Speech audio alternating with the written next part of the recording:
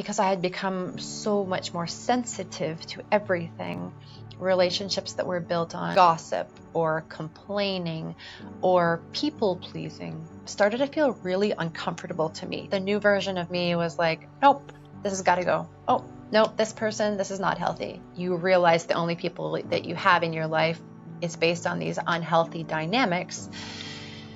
You find yourself very alone very quickly. Never somebody who is interested in plant medicine. After my near-death experience, that changed. Amanda Wideman, welcome to part 2. We are going to talk about how your near-death experience changed the way you live, and also about some out-of-body experiences that you had after the fact. Something that is beautiful is how these experiences change you as a person, and that in a way proves the reality of them. So could you explain how you changed your life after this near-death experience at 35?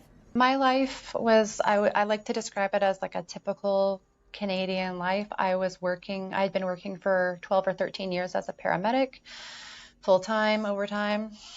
I was in a long-term relationship, 13 years. I owned a 3-bedroom house. I took 2 weeks holiday a year, went hiking on the weekends, I was just kind of living that routine.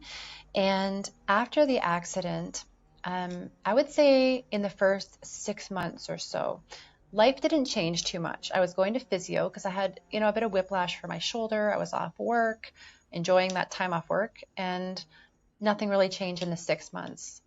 We were on the phone with insurance companies and just we wanted to obviously get a new vehicle. So we're just kind of doing life.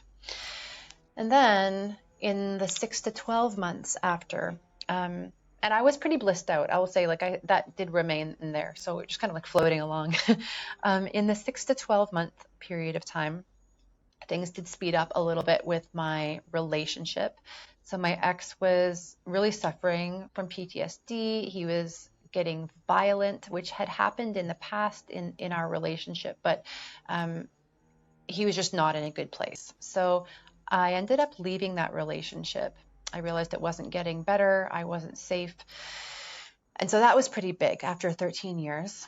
And then shortly after that, I found myself, living alone in a 3-bedroom house, and it was an old house. It was tough to keep up as a woman, and it was overwhelming me. So I decided that I was going to sell this house. We lived in this cute little spot in the mountains. I thought I'd be there forever. I put it up for sale, and it sold pretty quickly. So I wasn't expecting that, and I didn't have a big plan. I hadn't thought ahead. So I bought a camper van. It was April, May. So I got a camper van, and I thought, okay, I'm going to spend the summer in the camper van. I also became quite highly sensitive after my accident. And so I was having a bit of stress doing my night shifts at work. It was starting to get to be a lot. So I thought, okay, I'll take a 3-month stress leave, spend the summer in the van, check out lakes in Western Canada. This will be fun. And then go back to work in the fall. So I had an amazing summer. And when it was time to go back to work, everything in my body was giving me a full no. I started to feel like I had a knot in my stomach. The job that I had loved for so long, and the team and the patients and all that stuff at the ambulance station, I felt really adverse to going, and I couldn't put my finger on it, but I think that my body had started to really become healthy and recalibrate without doing all those night shifts and sirens and all that. And so I went back anyway. I didn't listen to my body, and within a week or two, everything in me was saying no. I can't do this. I had some savings from the house, so I wasn't super worried at that point about my next job. I thought, okay, I'm just going to listen. And I went back in the van. So now at the fall, I'm living in the van. And I did a bit of traveling that winter into some warmer climates, came back, lived in the van again. And pretty soon after that, I started traveling abroad. So I sold the van and all of my stuff. So in this process, I downsized, obviously, my house into a van. I sold almost everything, gave it away, kept my favorite things in a little storage locker. And when it was time to leave Canada, I had this sense And I can't really put my finger on it, but I had this sense that I wasn't coming back anytime soon. So I took my storage locker stuff, like my favorite art and my skis and some furniture, and I sold all that. And suddenly I had like a couple suitcases. And it didn't seem difficult. It seemed like every time that I downsized a little bit more, minimalized a little bit more, there was a real lightness, this real freedom. Like, okay, I don't have to fix that thing. Oh, I don't have to upkeep that thing. Um, I didn't miss anything. And all these things I'd been attached to so much my entire life, stuff, I didn't really feel like I was less, or there was less value in my life without them. In fact, I felt like the possibilities were opening up because I didn't have to worry about all this stuff. So I had my 2 suitcases, and I headed to Mexico, and from there I visited, I don't know, maybe like 7 or 8 countries between then and now. It kind of been like a long-term, slow traveling. And many incredible things happened in those years traveling, learning a lot about myself, really. Like at the end of the day, there's all kinds of adventures to go on and people to meet and, you know, um, places to live. But it really was the beginning of my spiritual journey. So the car accident kind of pushed me into a brand new life. As far as downsizing and letting go of attachments, a lot of relationships changed.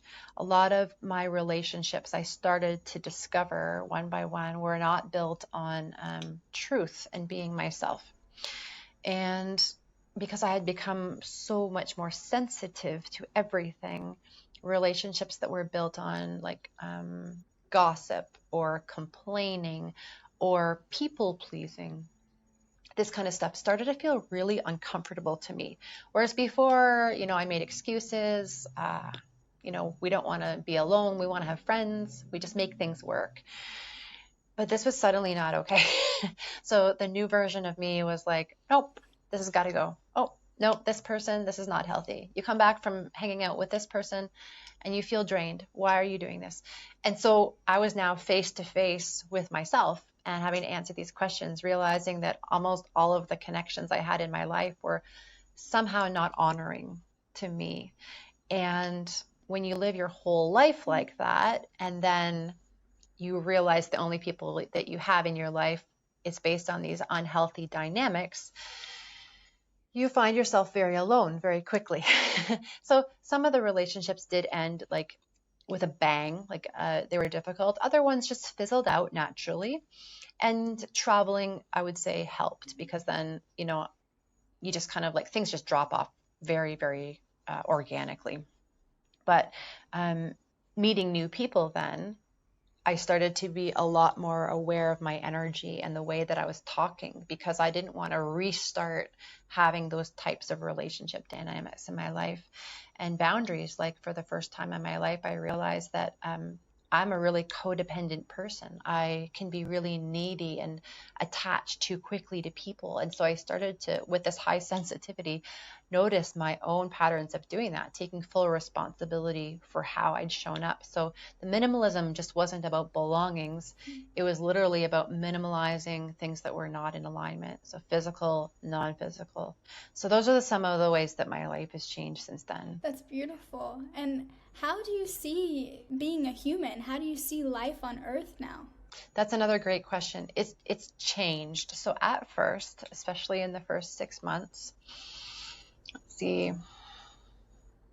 Yeah, in the first 6 months, I started to see other people in general, just even strangers walking down the street, in like their higher aspect. So instead of seeing like the red flags in somebody or the fact that they might be dangerous or anything like that, I would just see the higher aspect because I believe that part of what I saw in my out-of-body experience in the car accident was our higher selves, So knowing that like the deepest soul part of every human being is a higher self, is connected to God. And that was so super real that when I would see another human, I would just start seeing their higher aspects, picking up on their beauty or their generosity or whatever. But in doing that, I was totally not paying attention to like just the regular gritty human aspects that they had. And so you could say that I was almost like floating in this naive kind of way, but it was really real. And so that was a bit of a learning curve to come back to earth and not just see one side of things, the beautiful heavenly side of things. And then as time would pass and I would get more grounded and be back here, I started to have the ability, my sensitivities went up psychically, to read people's energy field, to kind of like sense their mood, like an empath, sense what kind of vibe somebody had. So not just see their heavenly aspects, not just see the things that were wrong with them or the ways that they were dangerous, but to see it all, as different moving parts. And then make a decision, like how close do I want to get to this person, or can I connect with them even though we really have nothing in common? We do have this one thing that we connect on. So instead of like throwing the baby out with the bathwater, let's connect and talk about this. So I started to see people, and myself too, as a lot of moving parts. And then from there, seeing, okay, like what can we do? How can we collaborate? Or like maybe I keep a lot of space from all your parts, you know? So I started just kind of like just see more of an integration of every human being, I would say. Yeah. And you said whenever you were in the blackness, you felt that there was all these souls around you and you all knew each other. And you hadn't known each other just in this life that you were in as Amanda, but you had known each other for eons of time. So why do you think our soul chooses to go to Earth and have this human experience? Yeah, well, one reason, I think there are many reasons, but what comes to me right away is and this has actually been a little bit of like my own intuition and teaching from my inner guidance, God, whatever you want to call it, over the years, that one of the greatest attributes, aspects of divinity or God source is like expansion, is evolution in many different ways, growth, curiosity, exploration. And without those aspects, we would just God source, whatever you want to call it, would be very contracted. There would be no movement. There would be no change. It would just be like, So in order to create and explore and make, there has to be experience. There has to be experience in general. And so coming to Earth, I believe that we're all parts of God, expressions of the light. And within the Earth system, there are universal laws that are set up. And so we don't just come into like complete chaos. We come into a place where there's like the law of gravity, there are karmic laws, there's all these kind of structures that we can work within. Some people don't really understand that, and they just kind of have a chaotic life and wonder why it's all going chaotically. But there are structures that are meant to kind of like keep us within the experience of exploration, creation, and learning. And so coming here as a soul in a body with, maybe health problems or limitations or terrible family history or whatever, with the brightness, with the potential of bringing the brightness of God into the body with all these stories and genetics or whatever, into a world that's got nature. And, there's just so much going on as far as potential for exploration. But at the end of the day, not just evolution, not just creation and exploration, but love. So, being separated from like that oneness, that togetherness where there is always love, coming to a place where it's not always easy to find. It is here, but sometimes it's not. Often it's not. And then how much can that soul, when it's like perceptually separated from the oneness, how much can it remember to integrate and bring the light and the love of God into that human body with its limitations, with its pain, with the chaos that's around it? Is that possible? Often it is.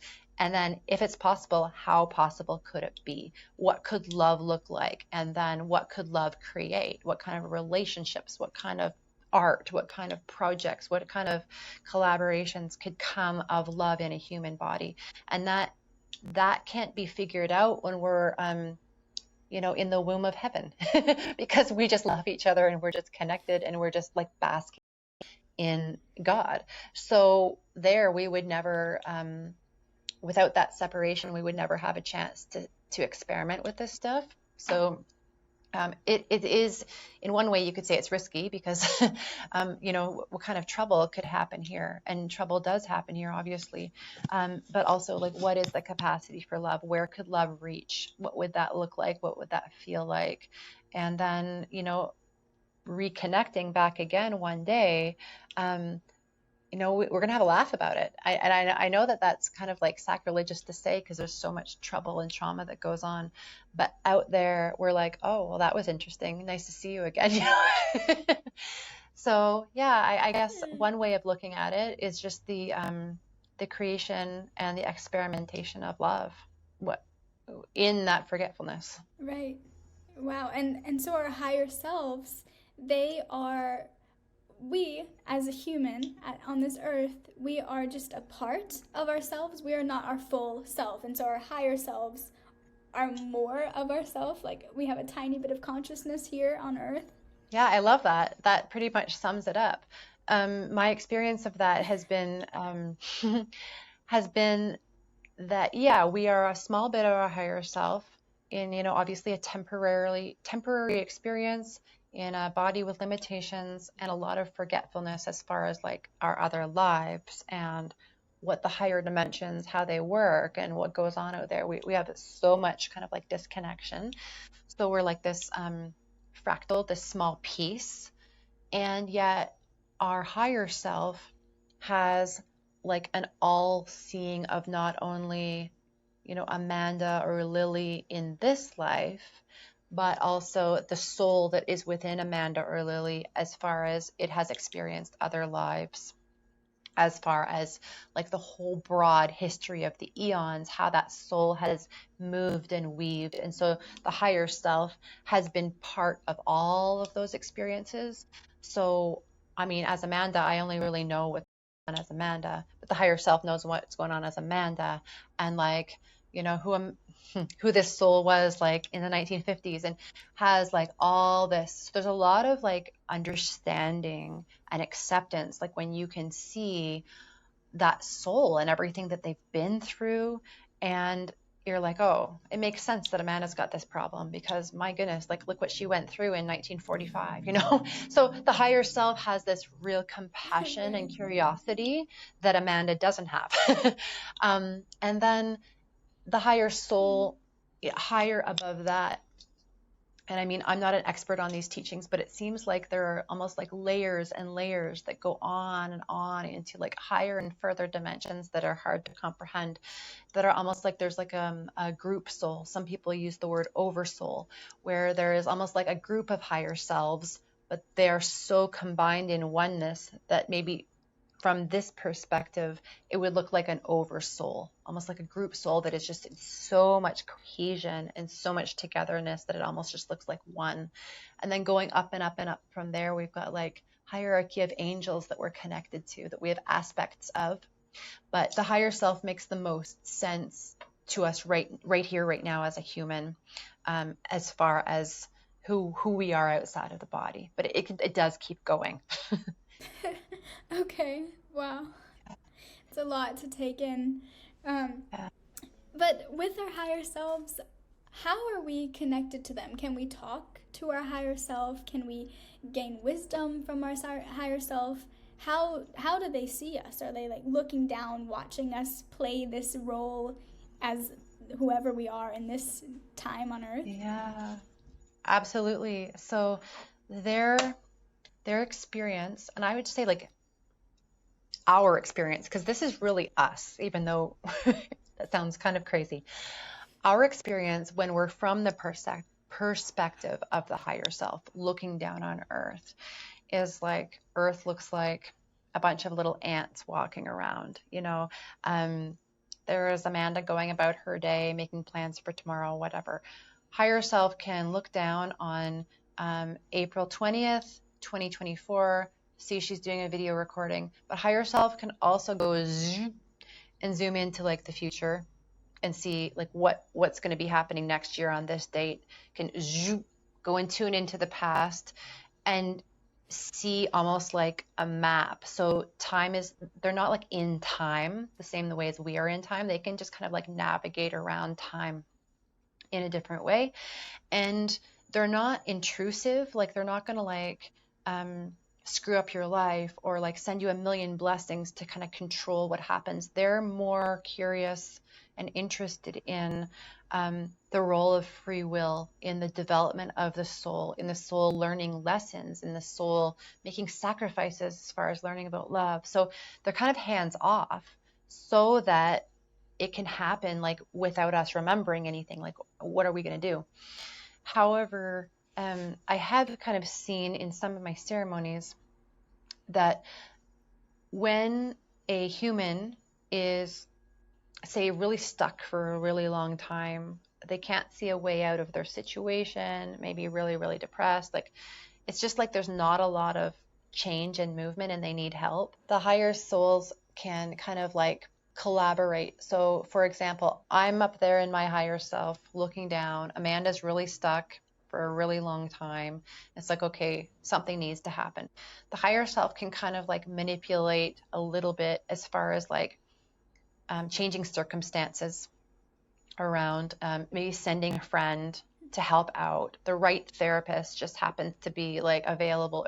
You know, they can kind of like send support. So there is that going on, and they also can collaborate with other people's higher selves. So if I'm in that bad situation, the higher self of me up there can kind of communicate with another higher self and say like, hey, higher self, so and so, can you like give a nudge or an inspiration or an idea to the human version of yourself to connect with Amanda? You know, send him that way. Now that's going to depend on whether that human is kind of listening to the inspirations they're being given. But maybe my friend's going to call me, invite me out for dinner or whatever, and he won't know that he's getting a message or an inspiration from the higher self, but it is going to move me forward. So there is like non-intrusion, but there is inspirations that are given. It's just a matter of the human picking up on the inspirations. That's usually what the problem is, because we're not always like in peace and relaxation. So as far as connecting with our higher self, I think everyone is got to figure out how that works best for them. But I would say like the common denominator is got to be being in a state of relaxation. So like when we're stressed out and our mind is working a million miles a minute and we have a lot of distractions, it's very, very difficult for the higher self to connect with us or us to connect with the higher self. There's just too much static, which is why a lot of people, they'll have like really special experiences in meditations or in dreams, because there's no interference, there's no distraction there. So the more a person can get themselves into a place of relaxation, however they do it, whatever your way is, then you're opening the channel. And then to not expect ever like some loud blasted message that's going to come through in English. That's not how they work. The higher self will, if the higher self is going to communicate with you and you're opening that communication line through relaxation, it's going to be through inspirations. It's going to be through random ideas when you're in a good mood. It's going to come through, signs, synchronicities, symbols. And so we have to really trust. It's learning how to trust ourselves. Like if I trust that sign or that synchronicity that I'm getting is from my higher self, I can't prove it, and I follow through with it, then that's building a relationship. That's building a relationship and a bridge with the higher self. So yeah, I think that we absolutely can, but not to expect that it's like talking to another human. It's going to come through inspiration mostly. Right, okay. Because we are in this human experience. Our higher self is outside of that. Yeah, exactly. Okay, so we can't place our human expectations on ourself that isn't human. Exactly. And in my near-death experience, it was like there was no talking going on up there. There was literally like emanations of different qualities or emotions. So yeah, if they communicate through inspiration and feeling and knowing, we've got to expect that that's how they're going to try and reach us when we're here. Could another way that we can connect to not only our higher selves but also the spiritual world, could that also be through plant medicine? That has been my personal experience. I'm glad you brought up plant medicine because it's one of my favorite topics. I was never somebody who was interested in plant medicine. I watched a documentary like, I don't know, maybe 10 years ago about ayahuasca with Dr. Gabor Mate. I found it interesting, but there's nothing in me that thought I would ever want to do that. It looked very uncomfortable, very weird, and I forgot about it. And then after my near-death experience, that changed. I went on a meditation retreat, and it was a meditation retreat that they were doing microdose of mushrooms. And don't ask me why I wanted to go, but I was suddenly inspired, maybe my higher self. I saw this retreat advertisement. Everything in me was like, yes. I didn't even have enough money to go. I had to do a payment plan. And I got there, and it was one of the best decisions I ever made. The woman who was facilitating the retreat, she greeted me with like this smile with these like eyes of magic that I knew like just something exciting was about to happen. She was so welcoming, and her her presence was just, I just wanted to be there. So I thought, okay, whatever this woman's up to, I need to learn. I've come to the right place. So yeah, so that was my first introduction to plant medicine, was through microdosing mushrooms and being in a meditation retreat. It was amazing. It wasn't, I wouldn't say it's something that was like life changing or I had like a huge spiritual connection, but in retrospect, it was kind of like opening the doors to some of the things that I would try in the future. I did on that retreat have a pretty interesting meditation that went beyond, way beyond any meditation that I'd had before. I had the experience of floating in what seemed like, I guess kind of like Alice in Wonderland, like when she's kind of like floating down a tunnel.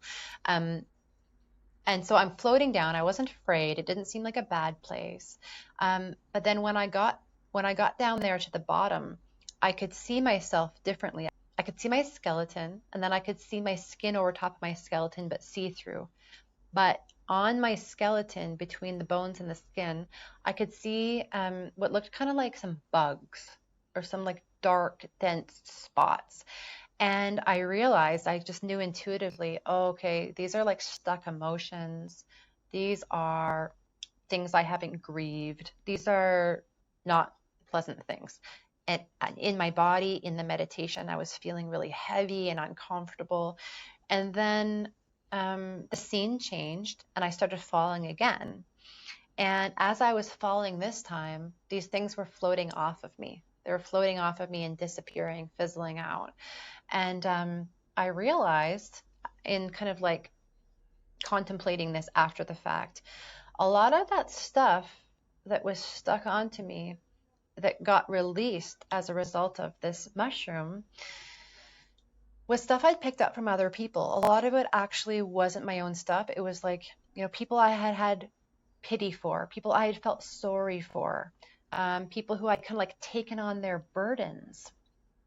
So I'd kind of gone beyond compassion into like carrying around their heaviness, and doing this, kind of behavior over years had really built up in my energy body. So there was a gift from the mushrooms in that, into like really showing it to me so that it could be released. And then in the years following, I started with the same woman, attending, through her anyways, attending some ayahuasca ceremonies in Canada, which were some of the most precious experiences of my entire life. And those were kind of between 2019 and 2021. And that was mostly I was drawn to them very strongly as well, inspired to address a lot of this childhood trauma that had kind of come up since the car accident, because a lot of my sensitivities were going through the roof. Memories from childhood were coming back. And I realized I had a lot that I needed to look at, a lot of help. So in those ceremonies, I mean, talk about this forever, but a lot of the themes were going back to my childhood and then re-experiencing things that I totally forgot had ever happened. Re-experiencing things that, I mean, so much happens when you're like 2 or 3, but you don't remember it now. But if there's something that we need to be healed from by revisiting and becoming aware of it so we can release it, often the plant medicines will show them to us in visions. So I'll tell you about my first one, and then it kind of like there was many more of like similar, but it kind of went like this for me. When I was 3, I was taken to a open casket funeral by my grandma who was babysitting me, and she didn't really think anything of it, but in the vision, I started to first see this room, and it was like 1980s wood paneling and like gold shag carpet and like a 1980s punch bowl and egg salad sandwiches. It was like totally 1980s everything. Then I saw all of these kind of like funeral flower bouquets and a casket and everything in my body in this ceremony was like, oh no. Ugh. Like I knew something was coming. Like all this memory started to come back. And then I was in my grandma's arms, and she was like, it was her turn to kind of like go up and say goodbye to this dead person. And she leaned my 3-year-old body over top of this open casket of this like dead body. And the 3-year-old version of me was absolutely terrified. I mean, the person was like kind of deformed looking with weird makeup, and like it just wasn't a good scene. And I was a very sensitive 3-year-old. I mean, obviously having stuff go on in my room with spirits. So I could sense like something's not right around this like not good. And it was probably my first, yeah, I would say it was probably like what would be like my first panic attack. Uh, and so that anxiety and that terror getting lodged in my system as a 3-year-old had been with me all this time, like bringing fear of death into my life and all that kind of thing. So in the ceremony, I started to get really nauseous at that point of the vision, and I vomited into my bucket, and I could see like in my vision, it looked like slugs and like creepy crawly insects being vomited, just representing dark energy that I'd been carrying around for so long. So it was one of the most uncomfortable nights of my life, and I started to think after that ceremony, if that was in there, what else? What else am I carrying around that's causing suffering or just like programming or bad decisions or whatever? So that led me into a couple of years of going to ceremonies pretty steady. I don't recommend this to anyone, but it was what I was being called to do. It was time. So that was like a pretty intense couple of years of my life. So the plant medicine helped you heal past traumas from your childhood that you weren't aware of. Yeah, for sure. A lot of it, like I think a lot of us have themes of things we need to master. We want to master in this life. And for me, based on all these ceremonies, I know that one of the themes is fear, anxiety, and terror. And in order for me to like master that, or at least be on the path to mastering that, I had to at least see what it was that started all this up. Yeah, I needed to revisit all this kind of stuff and kind of come to terms with it as the adult, mature version who now is like connected through my out-of-body experience to faith and knowing I wasn't alone and knowing I was connected to God. Because without that, it might have been too much to revisit, to be honest. And that's why I always like caution people who are thinking about plant medicine, like make sure you ask a lot of questions, make sure that you've got a lot of support for after the fact, because we never really know if we're actually ready to revisit this stuff. So you went to the core of where your fear and your anxiety all started from so that you could heal that place. Yeah. Yeah. And I thought it would be kind of like, I had this naive idea that it was going to be kind of like a one-time thing. Like I'll go to one retreat, I'll take a look at all this stuff, and then I'm going to be good to go.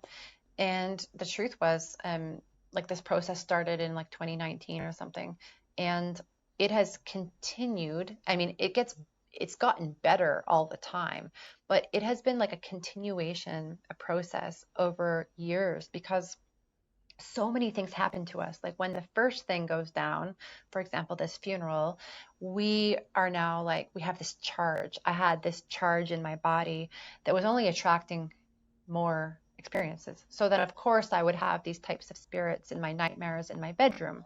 So now I'm collecting there. And then, like I would get bullied in school. So now I'm collecting there. So, and then, like all these things happen. Maybe you watch some like horror movies and those images get lodged somewhere. Then you wake up and you're 35 and you've collected a lot. In my case, I had collected a lot. So the main core ones I was brought to in the ayahuasca ceremony and really kind of worked through that. And then other ones, then, time would pass, everything was fine, but I didn't feel like always like super grounded the way that I would like to. And through dreams and through other plant practices, other things would surface too. Like I'll give you an example. Even in the last year, I revisited a nightmare that I probably had when I was 4. And I had the experience of literally the nightmare picking up where it left off when I was 4. And I thought, oh my goodness. Like, first of all, I forgot that I even had this nightmare. Now I'm in the middle of it. And now I'm going to deal with it. So we have a lot that's like informing our experience and attracting things into our experience. And that's why I believe the healing journey is like really a process, and it can take a long time. Although every time one of these like experiences, these plant medicine ceremonies, or like revisiting the nightmare, every time that has happened after the fact, like after processing it, more has opened up as far as space or like opportunities. The synchronicities are crazy. Like went through that nightmare thing, and then opportunities that came into my life within a day or two that the universe brought that I never could have imagined were suddenly at my door because I had cleared out that space. And so even if someone's healing journey is taking a really long time, or they're going to like therapists or plant ceremonies or whatever they're doing, and it seems like it's taking forever, to really pay attention to like the positive space that's being opened up every time you kind of like revisit and go through something, because it's literally peeling layers off all the time. And that's why I don't even care if another nightmare came up again that I have to jump back into and finish off. It's really not a big deal anymore to me, because I know that what's on the other side is just more freedom than I even have in this moment. So yeah, to anyone who's on that journey, just like keep going. It's totally worth it. I have one more question, and it's something that I've been confused on, and I think you would be a great person to clarify this up for me. So I get confused about low vibrational things or emotions versus high vibrational things and emotions, because our brain waves are low frequency, and so is the Schumann resonance. That is a low frequency as well. It's 7.83 hertz, and those two examples are examples of low frequencies that are good things. There are brain waves; those are good. The frequency of the Earth's surface between the ionosphere, that's good. We literally live in it. Why is it good to have high vibrational things whenever some low vibrational things are good as well? What a great question. So what comes to mind immediately is that, in our universe, I'll bring this back to shamanism actually. So shamanism, the way of working in plant medicine ceremony, the way that they see the cosmos, their cosmology in general, it doesn't really matter what part of the world you go to. In the ancient way, they see our cosmos as kind of like 3 categories with lots of subcategories. So they would see like the upper world, which is like very celestial, crown chakra, all this kind of stuff. The middle world, which is like day-to-day stuff. And then the lower world, which can be like the stuff that is repressed, or just like the deep earthy stuff, stuff that we just obviously just don't look at very often. A really good healer, a really good shaman is very skilled at being able to navigate any of these three worlds and all of the sub dimensions and vibrations within any of them, because they are all absolutely necessary to the whole. And one of the things, like just going back to your question about church and religion and seeing that, unfortunately, there has been kind of like an extraction of valuing heaven, high vibrational states, all that kind of stuff. So many of us have grown up thinking, okay, like that's the only good thing, high vibe, high vibe. When in reality, it's leaving out part of the whole, and it's causing people to be incomplete and kind of dissociate even from parts of themselves and parts of reality.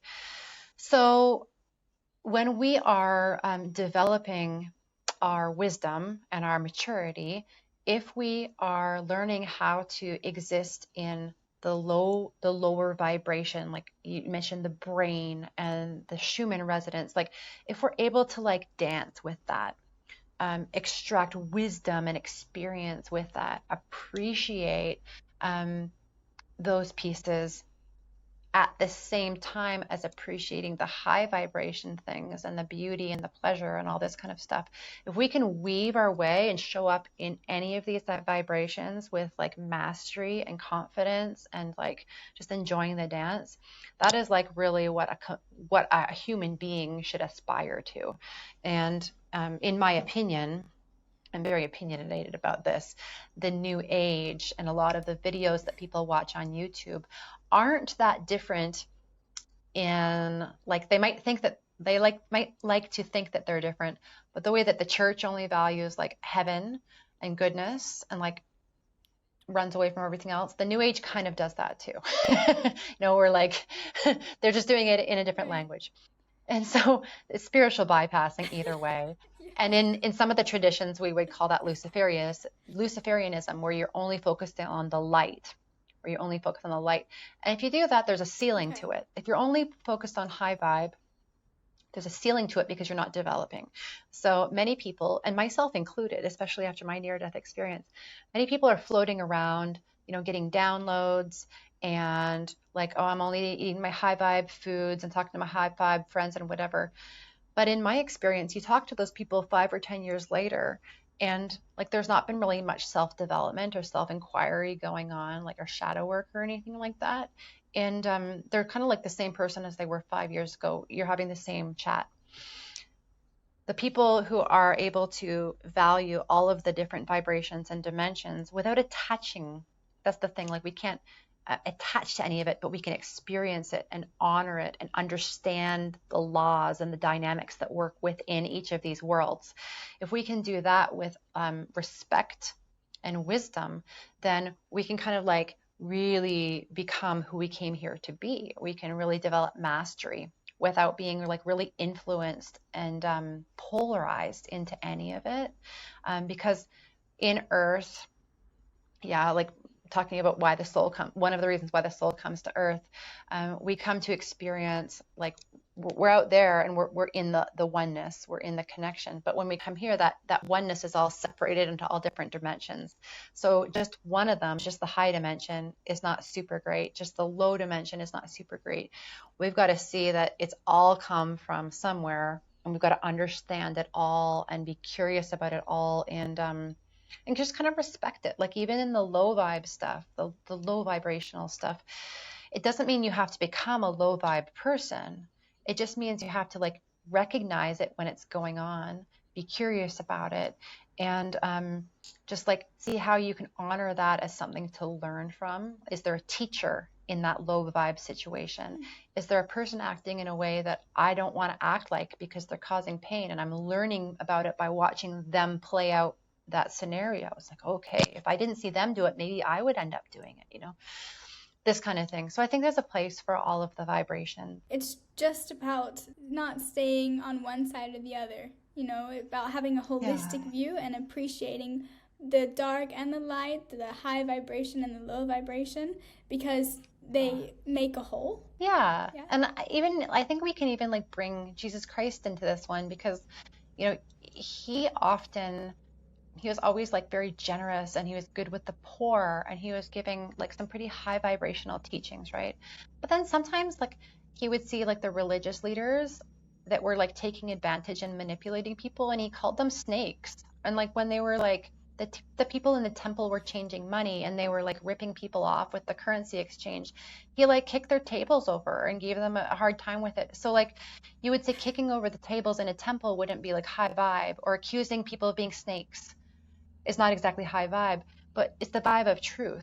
And it's like if he was able to like weave into all of these different worlds and not be like totally attached to like, oh, I'm teaching on a hill and everything's like angelic. It's like, no, we'll go into any dimension, and we'll just show up, and we'll just like be as true as we can in there.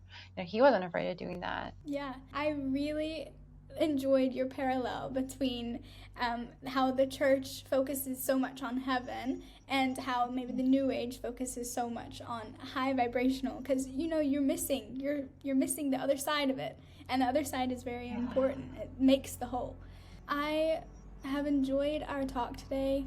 Thank you so much for your time and sharing this beautiful wisdom with me. I'm so thankful. Oh, my pleasure.